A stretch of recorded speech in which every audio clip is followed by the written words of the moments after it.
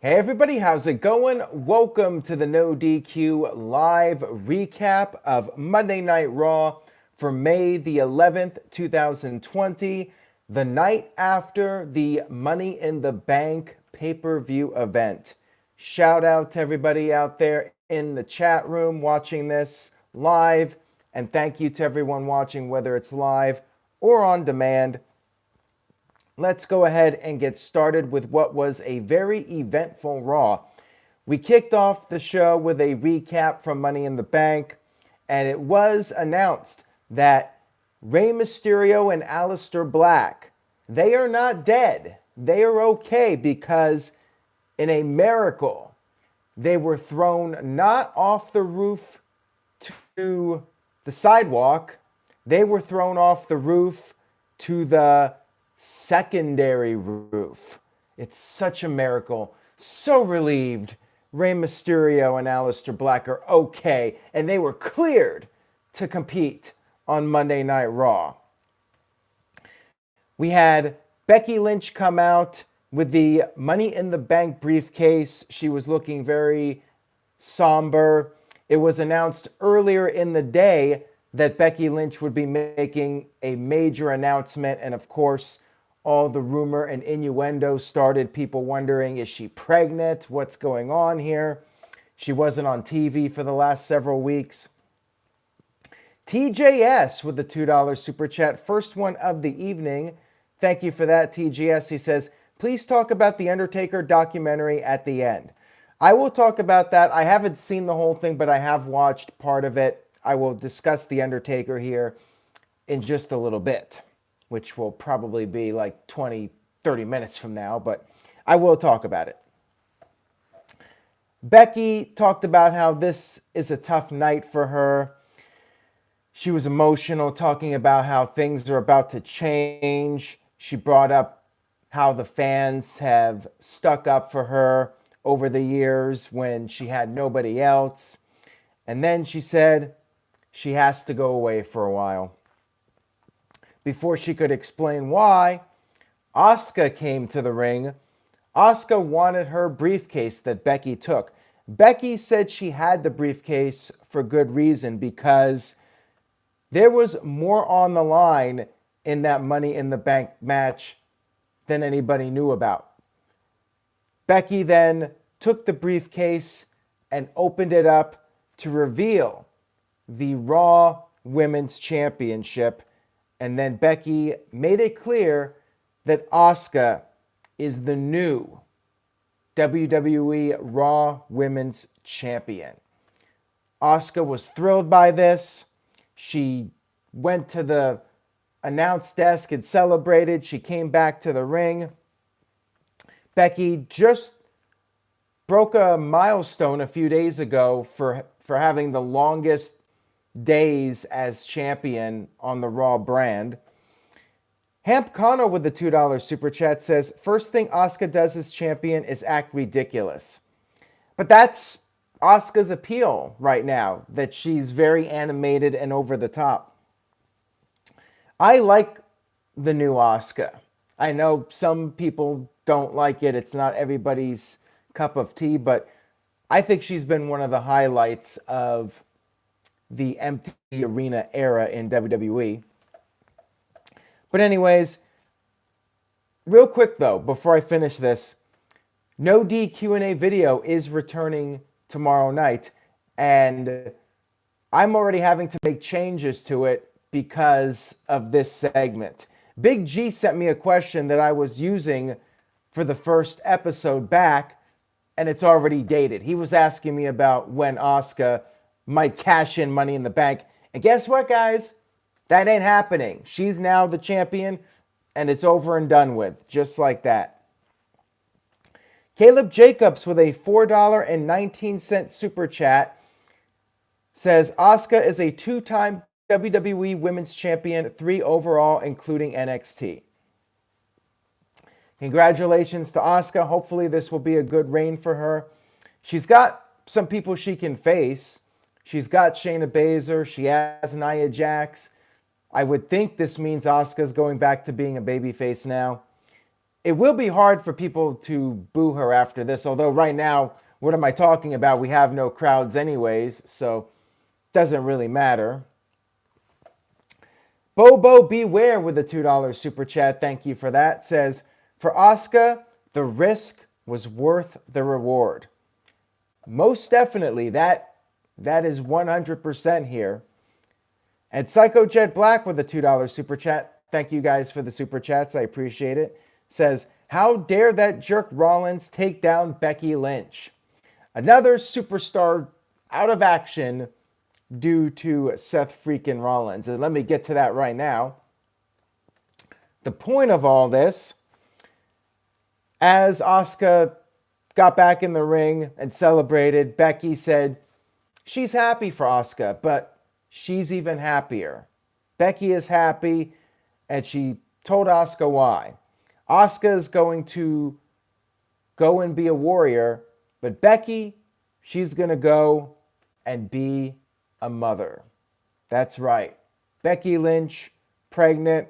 Her and Seth Rollins expecting their first child in December. She did an interview with People, which you could check highlights of over at NoDQ.com. Asuka got very emotional at this news. The two of them hugged.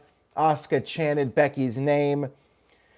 Becky then left and Asuka's music played. She celebrated some more.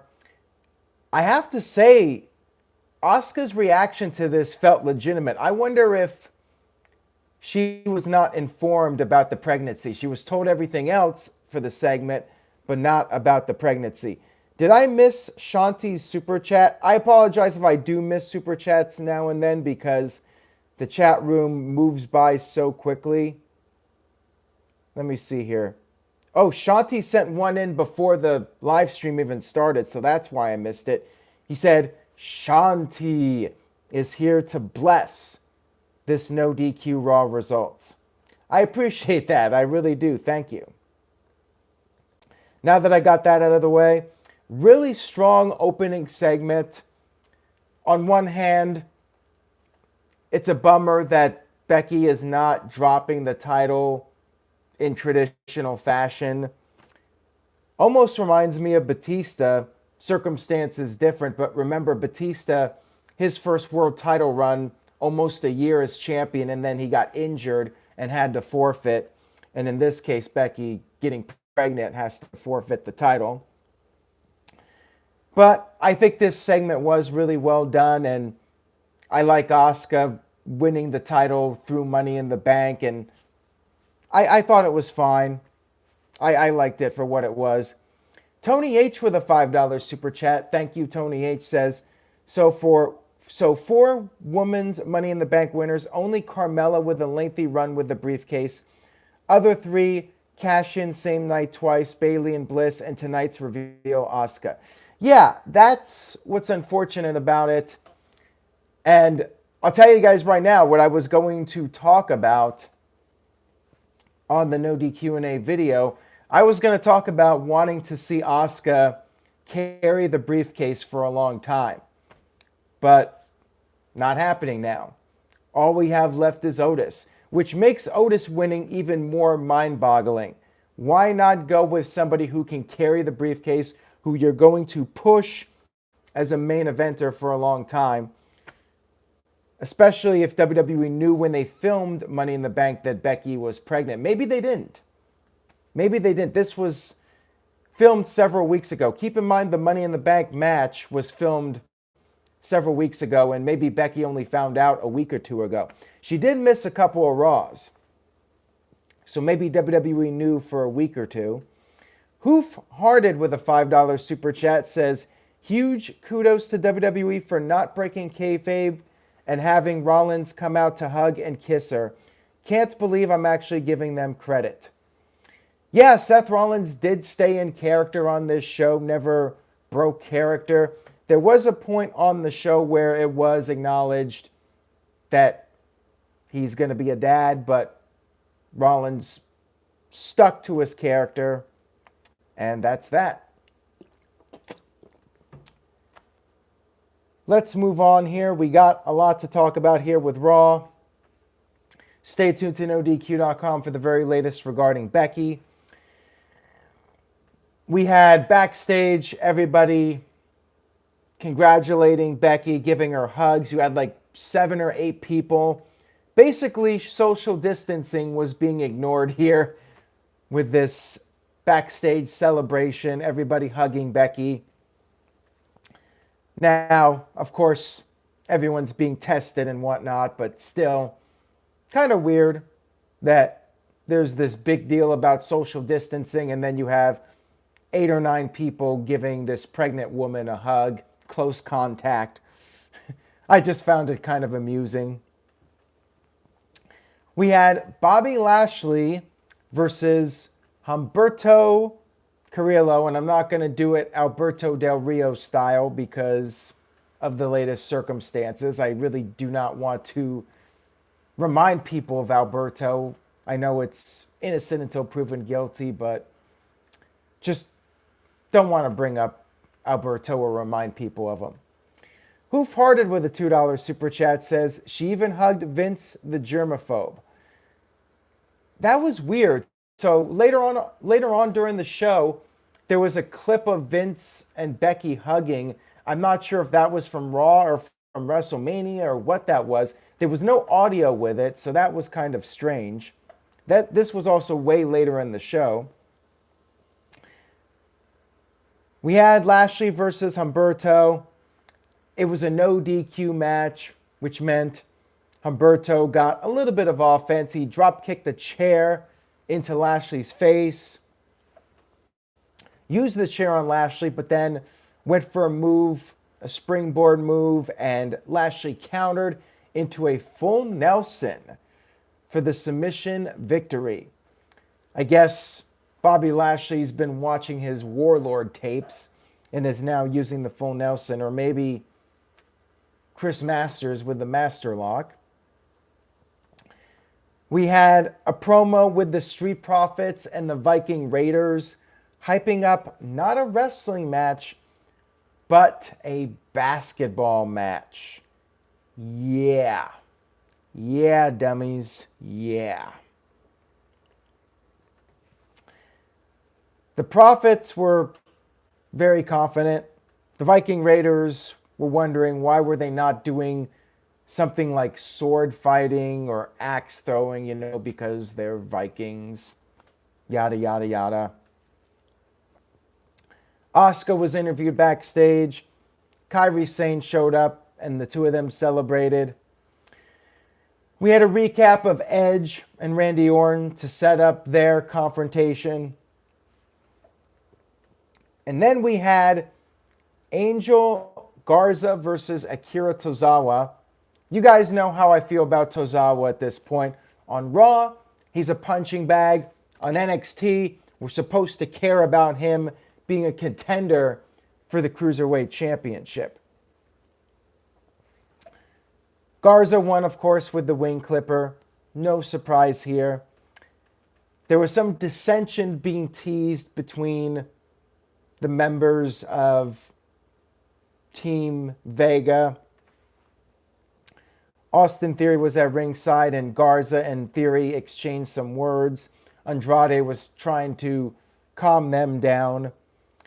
We had Drew McIntyre come out, laid out Garza and Theory with claymores because, well, they're scrubs too. And ultimately, they do not matter. Then we had a match set up. Champion versus champion. What a match here. Drew McIntyre versus Andrade. Champion versus champion. Oh, wait. We already saw it like a week or two ago. Why? Why are we seeing this again? Dumb. And anyways, it was a good match, but we already saw it. Like, why are we seeing it again?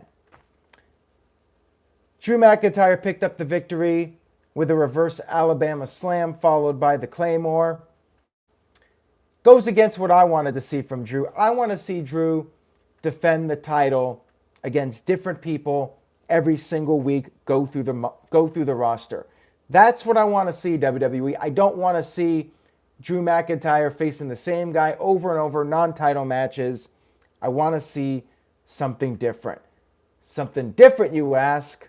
Well, I guess I'm getting my wish here. Let's get to this. Darren Frazier with a $2 super chat says, I am ready for a new U.S. champion now. Yeah, I mean, Andrade has not done much with it. And Psycho Jet Black with a $2 super chat says, the MVP Matt Hardy basketball match was better. I'll get to that in a few minutes. Don't worry here. I will be talking about that and giving my thoughts. Ken Terminated by Google with a $3 super chat says, what about Kyrie Hojo / Sane Aaron Rift? Well, at least she was on Raw. Maybe she'll continue to be in Asuka's corner. Maybe she'll turn heel against her. I guess we'll have to wait and see.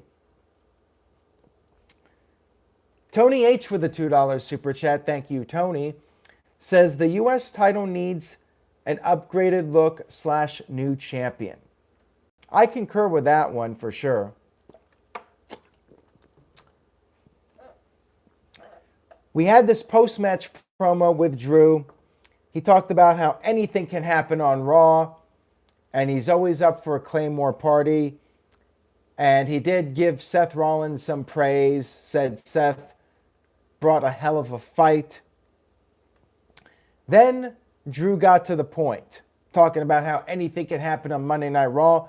Well, now there is something called the brand to brand invitation. Essentially, it's the wild card rule, but apparently WWE is not going to go crazy with it, and you will not see tons of guys just going back and forth between shows every week. McIntyre mentioned that next week on Raw, he will be facing King Corbin. So this is how you boost ratings. Raw viewership hits an all-time low, and Vince's solution is, we need more King Corbin. It's just like that Saturday Night Live skit, needs more cowbell. I guess King Corbin is the cowbell that we need to get television viewership up. Walter Cruz with a $5 super chat. Thank you for that, Walter. Says, I did not see Raw, but always show you support. I like your review better anyways. I appreciate that, Walter. I really do. Thank you so much for that. And of course, I'm guessing this is not going to be for the title.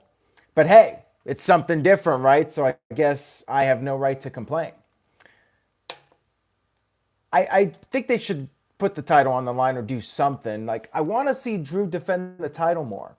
Let him build himself up as the most fightingest champion since Bret Hart. You know, Bret Hart, his gimmick in 92, he went through everybody in a short period of time. Drew should be doing that, especially when he really needs some kind of momentum without the crowds to give him that support. Just my take on it.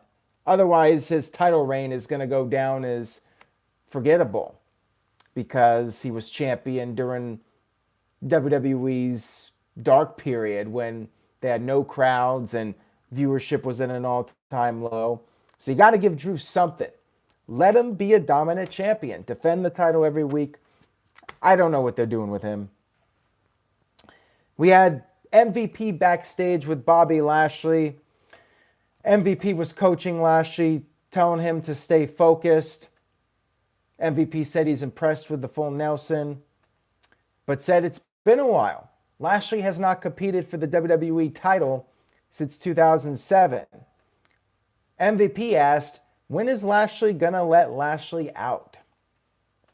Little Beatdown Clan reunion here from Impact Wrestling. Lana was not happy about this, that MVP was trying to, I guess, steal Lashley away from her as a manager. Lana threw a fit. She was screaming, how dare you? She was screaming like crazy. Yeah. We had a moment of bliss with the WWE Tag Team Champions, Alexa Bliss and Nikki Cross, because They are the WWE Tag Team Champions for the women. They can appear on both shows. I still think a better idea than this brand-to-brand invitation. Do what I've suggested all along. Merge some of these titles.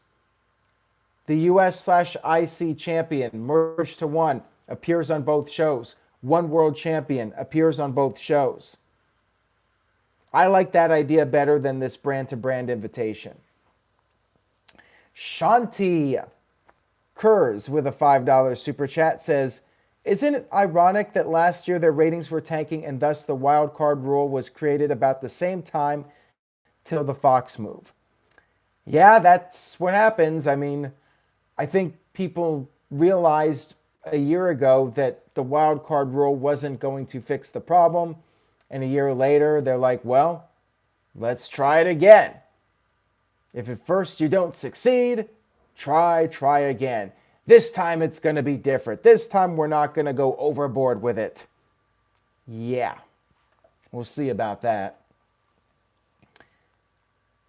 Alexa and Nikki congratulated Becky Lynch on becoming a mom and said happy belated Mother's Day to Becky and all the moms. The Iconics came out making their big return to Monday Night Raw after being off television for quite a long period of time, several months. They were not really impressed with the idea of having a baby. They said Nikki acts like a baby. They said that Alexa and Nikki need to focus on the tag team titles and be ready to defend them. We had a match which was not for the titles, non-title match. You know what this means, everybody. Billy Kay with a cheap shot led to a double team by Billy and Peyton, and then Peyton pinned Alexa Bliss. Tag team champions losing a non-title match. WWE does this all the time. Not a fan of it. If Alexa and Nikki defended the titles several times, I'd be okay with this. But when was the last time they even defended the titles? Like, I know they won at WrestleMania. Maybe they had a rematch against somebody. I'm trying to remember. Somebody in the chat room help me. When was the last title defense from Alexa and Nikki Cross? I know it's been several weeks. If they were defending the titles every week like champions should, I want to see the champions defend the titles more often and be successful. Build them up as champions. Psycho Jet Black with a $2 super chat says, what happened to Ruby Riott? WWE just doesn't have anything for her right now, or at least at the moment. Raw after Mania, according to the people in the chat room. So it's been, about 6 weeks, maybe 5 weeks since the titles have been defended. I mean, that's ridiculous. Anyways, next week, there's going to be a tag team title match, Iconics, and they'll probably lose, and we might not see him again for another 6 months. We had Rey Mysterio interviewed backstage. He's feeling great, guys, doing much better, despite what happened at Money in the Bank. He talked about how before the match he was hyping himself up. The risk is worth the reward. The risk is worth the reward. That would drive anybody crazy, I would think, to repeat that phrase over and over. He said when Baron Corbin threw him off the roof, his life flashed before his eyes. But then a miracle happened. When he was thrown off, he landed on a second roof, just 6 feet down. What a miracle this was. Then we had, speaking of miracles, we had the Messiah, Seth Rollins, approach Rey. He was not happy. He looked like a man that just got some bad news recently. Did not look like a man that is going to be a proud papa. Rey Mysterio congratulated Seth on becoming a dad and said it truly changes your life. Rollins just walked off, no emotion. We had a 6-man tag team match. We had R-Truth bringing back his Pretty Ricky persona with the effed up teeth versus, well, him and Cedric Alexander and Ricochet teaming up against Brendan Vink, Shane Thorne, and MVP. MVP punched Pretty Ricky's teeth. Pretty Ricky then hit the lie detector on MVP and picked up the 1, 2, 3. I mean, guess it really doesn't matter. MVP's not doing anything. I guess it's better than one of the other guys doing the job to R-Truth. But yeah, kind of weird here. Like, what was the point of all this? After the match, Bobby Lashley showed up, beat up R-Truth, full Nelson to Truth. I guess this was the point of it, to further this pairing between MVP and Bobby Lashley. Maybe we'll see Apollo Crews join the group at some point. I mean, that could be a full-fledged reunion of the Beatdown Clan. We had Jinder Mahal interviewed backstage, said it's good to be back. He's happy for his old pal, Drew McIntyre, becoming the WWE champion. Jinder said he deserves to be respected like Drew. And as a result, he is going to redeem himself. His journey back to the top, he says, will be a hero's journey. Yeah, we'll see about that. I'm curious, though, to see what Jinder does next. Will he be on Raw next week, or will this storyline go nowhere? Got to tune in next week. That's the hook. Will WWE capitalize on this storyline and actually present us something that's halfway decent? We had Shayna Baszler in the backstage area talking about how she doesn't understand why Becky Lynch would get pregnant and throw her career away. Shayna talked about how a lot of fighters would have families and then they would never regain their career again. She said, the kid is going to suck. And then Shayna asked the question to Charlie Caruso, do you even know who the father is? I rest my case, she said. Ouch. That was brutal. Poor Seth.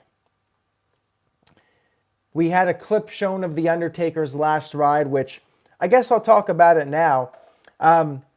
Interesting stuff here from The Undertaker. I mean, we did see the Broken Skull sessions with The Undertaker out of character, but this is more in depth of seeing footage of The Undertaker, Mark Calloway, and the first full-fledged documentary WWE has done about the man behind the gimmick. So from what I'm watching so far, it's pretty interesting. It's depressing to see him continue to wrestle, even though he really cannot go anymore.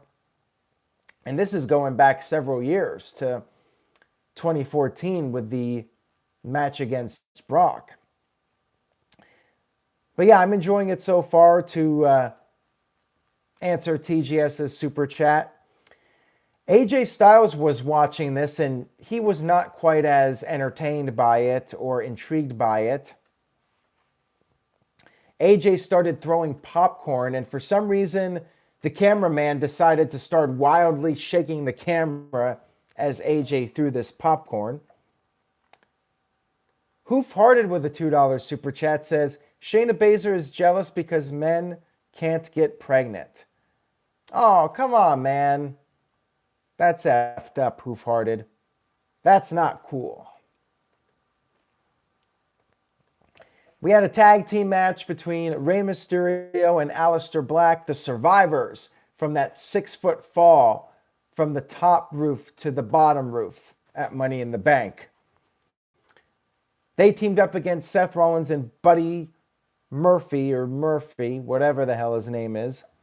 Seth Rollins just stood there on the apron, showing no emotion whatsoever. He would not tag into the match, but then he prevented a 619 attempt on Murphy, which caused a disqualification. Weird. Rollins was on the outside of the ring, and there are times when wrestlers get into the ring and stop counts, and those are not DQs. So how was this a DQ? This was very confusing. Rollins completely snapped, beat the crap out of Mysterio, went after Mysterio's eye, and then Rollins threw Aleister Black over the barricade, which apparently did more damage to Black than being thrown off the roof by Corbin, because we never saw Black again. This was like the equivalent to being thrown off the roof all the way down to the cement floor. Tony H with the $2 super chat says, Rey and Aleister wrestling the next night is WCW stuff. Well, keep in mind, they only fell 6 feet. So it wasn't like the Big Show where WCW was trying to say Big Show fell all the way down to the very bottom of the floor or concrete, whatever. Anyways, we had Rollins attack Rey's eye, and then in a really cool angle here, Rollins took Rey and shoved Rey's face eye first into the corner of the steel step. And Rey started bleeding. You had officials come out. They had to take off the mask. There was blood. I thought this was great. I loved this angle here with the eye into the steel steps. Very graphic, very TV-14. I liked the blood. I liked everything about it. I thought it was a really well done angle. Wasn't a fan of the DQ, but I thought this was a great angle here. And I cannot remember the last time somebody did this. So creative points for WWE on this one. I mean, it probably has been done at some point, but I cannot remember the last time somebody got their eye driven into the corner of the steel step as an angle. Psycho Jet Black with a $2 super chat says, being EC3 is worse than being thrown off the roof. Ouch. Man, you really got it in for EC3. The poor guy got released and you're still on his case. Backstage, medical people were checking on Rey. Rollins walked up. Aleister Black was there, and Rollins said he didn't know what happened. So I guess Rollins is doing this gimmick where he blacks out. I kind of like it.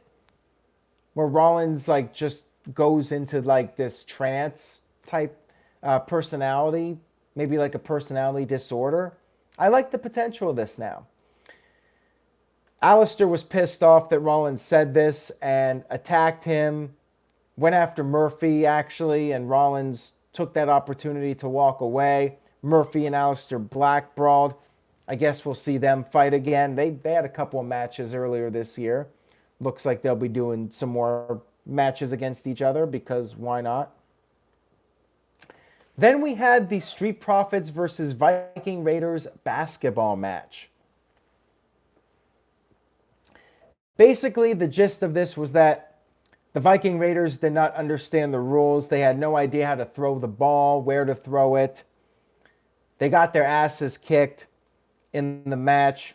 And then the last 10 seconds, they got one basket, 1 point, whatever it's called. However, they thought they won, and the Street Profits had to point out, well, the score was actually 74-2. And the Viking Raiders had more fouls than points. And then we had some post-game footage shown, and the Viking Raiders revealed that they let the Profits win. It was all a setup for some reason.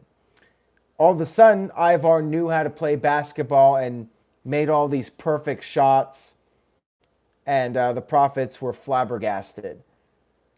I thought this was terrible. I know some of you probably were entertained by it. This was beyond dumb, in my opinion. I'll give WWE credit for trying to do something entertaining, but I agree with that earlier super chat. MVP and Matt Hardy had a way more entertaining basketball contest, in my opinion. I don't know what they're doing with the Viking Raiders. It was just so dumb. And why even let the Profits win in the first place? Like, what was the point of all this? Like, I don't understand it. It was just not my cup of tea. Natalya was backstage confronting Shayna Baszler. Shayna was quite the savage here, saying that Natalya is never going to have a kid, and then to throw salt in the wound, we had Shayna say that the Hart Dynasty is going to die with Natalya. Damn, that was harsh. We had a match between these two. Natalya got a little bit of offense in, but in the end, we had Shayna Baszler win with a knee strike. After the match, Natalya was very distraught about her loss. Maybe she'll get a rematch next week, because why not? King Corbin cut a promo backstage at Raw. Why he was at Raw when he was not booked for a match, I don't know. He said Rey Mysterio and Aleister Black were very lucky at the pay-per-view that they were not thrown off all the way to the ground. He said that Drew McIntyre rode his coattails for over a year. I actually forgot they were aligned. I forgot that they were Shane McMahon's lackeys. At least I'm trying to forget about that. I guess it's good that I'm forgetting that Drew McIntyre was Shane's lackey, because that was one of my complaints about him getting this main event push. Corbin said he's going to show next week why he's the king, yada, yada, yada. Then we had our main event segment of the evening, which was Edge coming out for a promo. His first time since WrestleMania. Talked about how WrestleMania was his first WrestleMania in 9 years. He said he's going to retire on his own terms. So what's next? Well, WrestleMania is not the end of Edge. He brought up the Randy Orton video, how, according to WWE, he's hunting down Orton, and he said, that's not the case. Clearly, WWE did not contact him. He got his closure at WrestleMania. It would have been funny if Edge just said this is blatant clickbait by WWE to get people to tune in, but he did not go that far. Randy Orton came out, said he had one thing to say. Congratulations, the better man won. Orton left, but then came back into the ring, said he tried to be the better man, but he cannot lie to Edge anymore. Yes, the better man won, but the better wrestler did not win at WrestleMania. Orton brought up the Royal Rumble, how there were 29 other guys for Edge to hide behind, and said that Edge chose the last man standing match. And Orton came back in 6 weeks. It took Edge 9 years to come back and get back on his feet. Orton brought up that the Rumble and the last man standing matches are not traditional wrestling matches. And Orton doesn't think Edge has it in him anymore to do a normal wrestling match. Therefore, Randy Orton issued a challenge for WrestleMania, or not WrestleMania, Backlash, which is the next pay-per-view. Edge versus Randy Orton in a regular wrestling match. Now this, my friends, is straight out of WCW. And furthermore here, let me get to this here. Tony H with a $2 super chat says, Randy Orton wins at Backlash and the trilogy ends at SummerSlam. Yeah, I could probably see that happening. Would not shock me. Edge did not give an answer. Charlie Caruso was there trying to get Edge to answer the challenge. And then Charlie, she seriously said this. She said, if this match happens, it might be the greatest wrestling match ever. I like Edge. I like Randy Orton. But no. Highly unlikely. That was a dumb line. That was a WCW line. No credibility with that line whatsoever. And yeah, this is total WCW. Booking backwards. You start with the regular match and then you go to the stipulation. You don't start with the stipulation and then you follow it up, hyping up a regular wrestling match. What? I don't get this other than WWE's trying to milk this feud. It ended fine at WrestleMania. Move on. Let's see something different from Edge. That was Raw, everybody. I enjoyed the show overall. It was a more watchable Raw than usual. I will say that. There are some Raws that are boring. This was not a boring Raw. I think the Becky segment was really strong, and you had some entertaining segments on the show. You also had some segments I thought were train wrecks. Namely, the basketball segment and the main event, mixed thoughts on it. Overall, I'm going to give Raw a B-. Not a bad show, and again, not a boring show. But I do think it was still flawed. I will give WWE some credit for stepping up a little bit, trying, although doing another version of the wild card rule, is that really that creative? That's the question. We got a few more super chats here from Ken, terminated by Google. Before I get to that, let's do these letter grades real quick. Michael Wayne gives the show a C+. CC Drink with a B-. Calvin Bowman with a B+. D. Ross 2 with a B-, and the legendary Mike B with a C+. Nathan Washington with a B. W Glass 90 with a C, and Hamp Connor with a C. Tic Tat Tat with a C+. Now, super chat from Ken says, do you think Otis's plan to cash in is a rib or a silly work? This is like R-Truth winning next year's Rumble and going after the 24/7 title. I guess we'll find out on SmackDown. Otis has been a hot act in WWE, and I'm sure Vince loves the guy, so maybe he's going to get a legitimate push. Maybe not.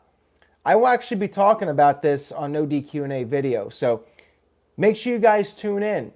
Tomorrow night for the premiere, 7 Eastern, 4 Pacific, No DQ video returns, and I'll be answering some of your guys' questions. Oofman Entertainment with a $10 super chat. Thank you very much for that, Oofman. He says, after last week's Dark Side of the Ring on his podcast yesterday, Solemn Monster mentioned that your dad actually worked in the UWF. Did your dad share with you any stories of his time in the UWF?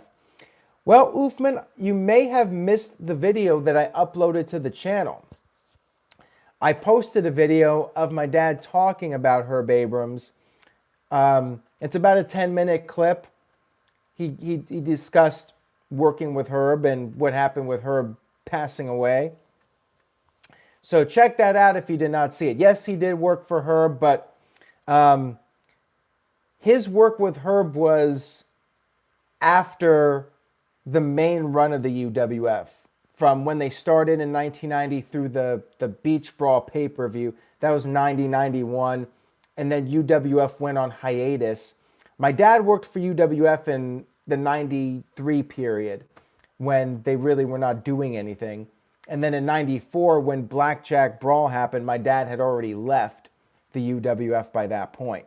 So, yeah, that documentary was...